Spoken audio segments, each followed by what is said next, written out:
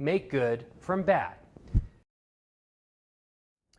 Let me start off this chapter by talking about the iceberg profile as it relates to successes and failures.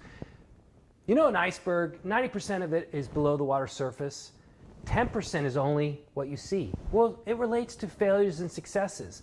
90% of the percentages of failures are below the surface. We never see the failures. We only see a little bit of the successes, especially for people that are hugely successful.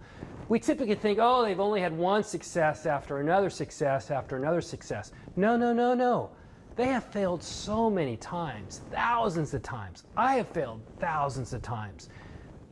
But people only see the successes, so they don't see the failures.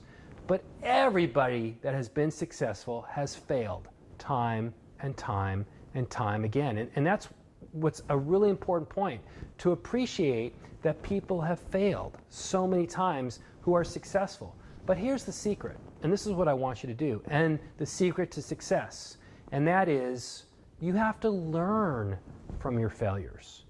And I call the exercise that I would like you to do failing forward. You know, most of the time we think about failing as going backwards, but really failing is a positive experience. It can move you forward if you learn from your failures. So this is what I want you to do. Every time you have an unsuccessful event, something that you maybe failed at, you want to write down 5 things you learned from that event. But also, you have to progress. You have to say, okay, I did these 5 things and that's why I failed, but learn from that.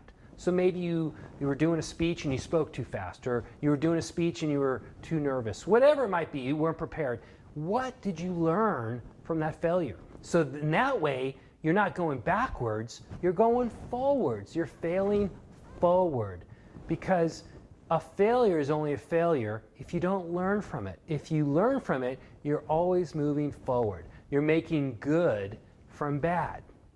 And that is one of the secrets to success.